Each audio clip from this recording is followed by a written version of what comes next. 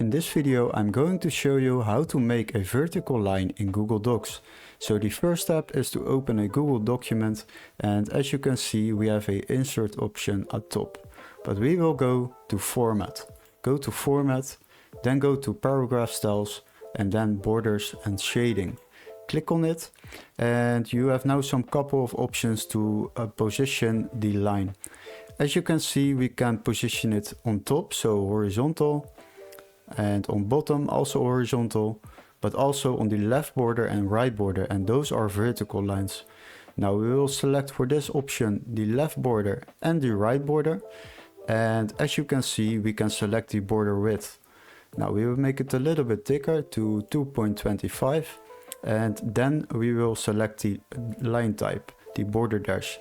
As you can see we have a striped line, a dotted line and a solid line. We will keep it on solid for now. You can also select the border color by selecting this option and then change it to the preferred color.